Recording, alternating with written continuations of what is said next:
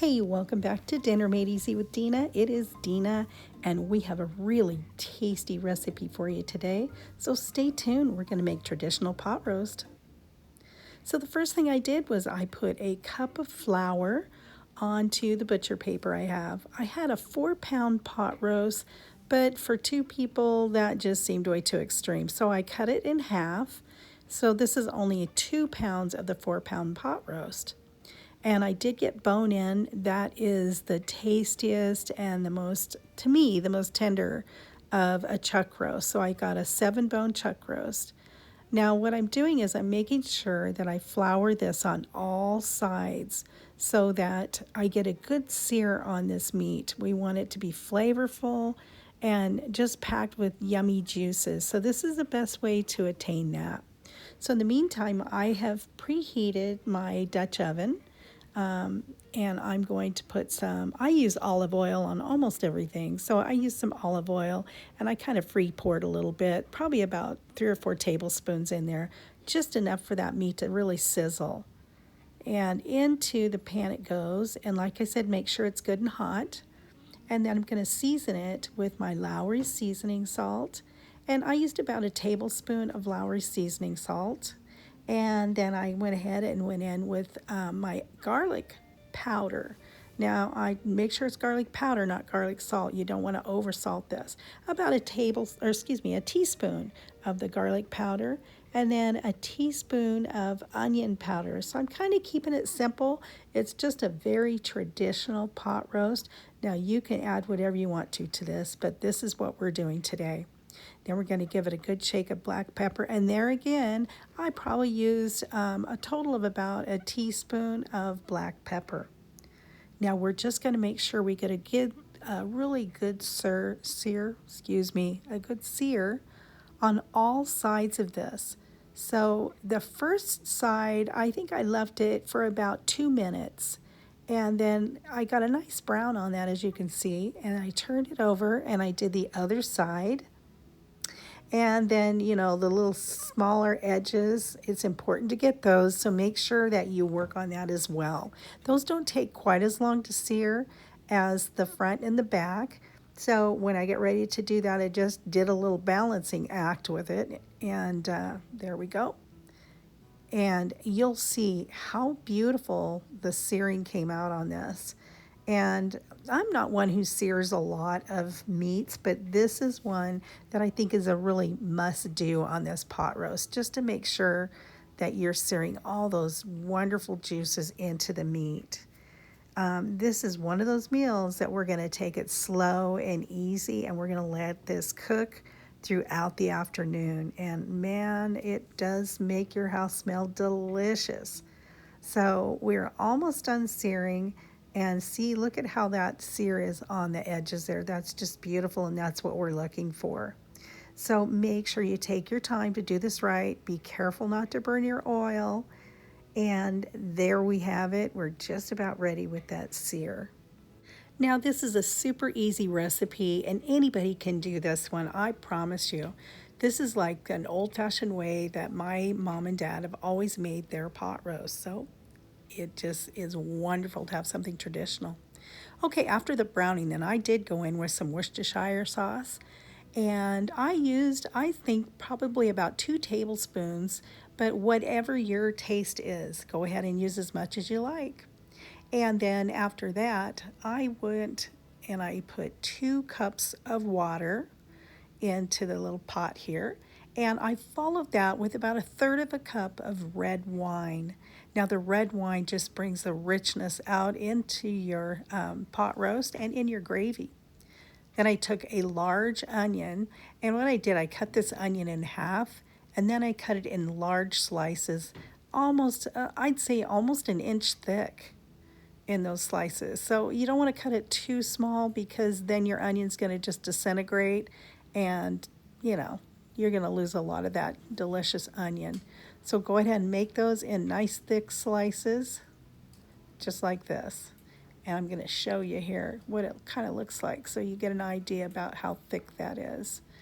And it's okay if they start to fall apart, that's fine.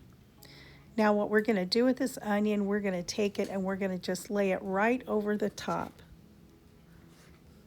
Now the reason we're layering this over the top of the meat before we put any into the juice is that onion will start to cook down and it will help flavor your meat, and trust me, it's going to be delicious. So then just put the rest of your onion right down the sides of your pot.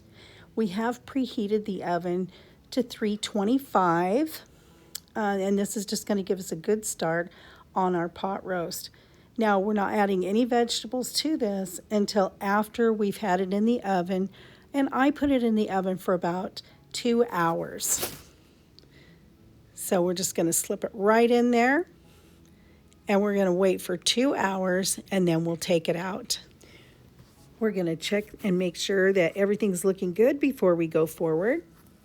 And when I say we're going to make sure everything's looking good, we want to make sure that those onions are cooking down and that our meat is coming along, and you'll be able to tell by just looking at it. But at this point, we're going to go ahead and turn the oven down to 275. And then we're going to add our vegetables. And I'm using baby carrots and some red potatoes today. If there's other vegetables that you want to throw into this, go right ahead and do that. But for us, we really like to kind of keep it traditional with the carrots and the potatoes. And I'm kind of generous with the vegetables because whatever's left over, I'm going to turn it into roast beef hash. Now, I've done 2 videos on my roast beef hash, and you're welcome to take a look at those if you're interested in how to make roast beef hash. It's absolutely a delicious way to use up your leftover pot roast. And I'm using the little red potatoes here today, and you can also use russet potatoes. That's what I usually use, but I had some of these red potatoes, so I decided that I would use those today. Now we're going to go ahead and season a little bit on the vegetables, just like we did with the meat, but just kind of lightly season them. And I'm using, like I said, the same seasonings, the onion powder, garlic powder, and black pepper, and some Lowry seasoning salt. Now I'm trying to be a bit careful with the salt because I don't want to overdo the seasonings, because we're going to be making gravy with our juices that are left over, and that's where I'll add the little more salt to it. So I don't want to oversalt the meal itself. Okay, so we're going to put this back in the oven. Like I said, we've changed the temperature to 275, and it's going to cook in the oven for about 3 hours. And this is making everything nice and tender. We want to make sure those vegetables are cooked all the way through, and it's making the house smell delicious. So trust in the process, guys. This is super easy, and it will come out delicious. So it is time to check on it. We've been about 3 hours, so we're going to go ahead, open that oven up, and take that pot roast out. So I can't wait. It just smells delicious. This is one of those meals that we only make maybe a couple times a year. And in the winter time is the perfect time because it's one of those nice, cozy meals, and you just can't wait to dig in. Okay, look at that. I accidentally steamed you, sorry. Now the next thing we're going to do is we're going to go ahead and plate this. And we're going to take the pot roast out first, and as you can see, it is so tender, it's starting to fall apart, and that's perfect. That's the way we like to do it. And it broke in half, so we're going to go ahead and put the smallest piece on there first, and it is just fall apart tender, and that is the way to have a pot roast. And if you don't cook it long enough or you try to cook it too fast, it's not going to come out tender like that. So really, really make sure you're keeping the temperatures low and slow on this, okay? So there is our biggest piece. This is only a 2-pounder, guys. Remember, I cut it in half. If you use the 4-pound, it's going to take longer, which is fine, but you'll have plenty for your family, and there's only 2 of us that are going to eat this. So, you know, I thought that was a bit extreme to cook a 4-pound pot roast for 2 people. Okay, so then we're just going to take the veggies and we're going to line those up around the plate. And I started with the bigger ones first, and I'm just kind of putting them around, and I'm all about trying to make it look pretty, so that's what I do. And then we just put those potatoes all around. Like I said, feel free to use the russets. Those are really good in here. And you just make big chunks with the potatoes. It doesn't matter how you slice them, but leave them in kind of bigger chunks. Don't do them too small, or they'll just cook way down and you won't have anything left.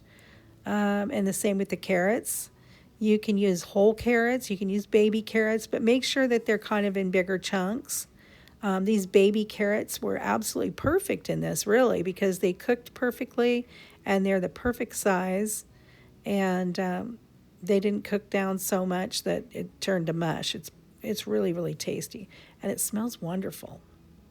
Look at that.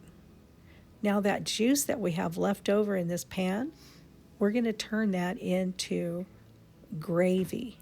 Because you can't have pot roast without gravy. I know, but we got to do it.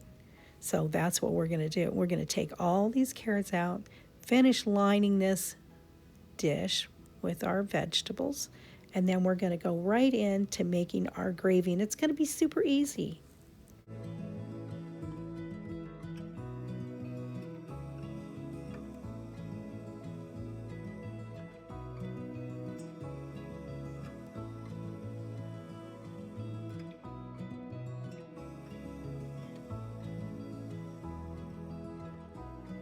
Okay, now that we've gotten all the vegetables out of our juice, we're going to go ahead and turn that burner up to about a medium high so we get that starting to heat up.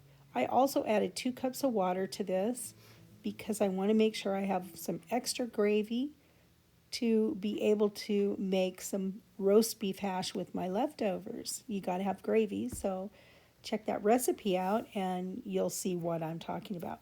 Now, I did taste this just to see where we're at with the seasonings. And because I added the water, it did kind of water it down a little bit. So I'm going to go back in with some more of the seasonings. Make sure that you're whisking as you go. You don't want your drippings to burn. You've gone so far, that's the last thing you need is to burn it. Okay, so I added about a teaspoon of black pepper into the gravy.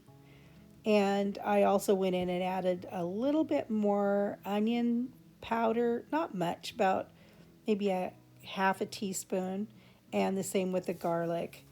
You can leave those out if you don't like those flavors, that's fine. If you like it a little bit spicier, add some red pepper flakes to your gravy.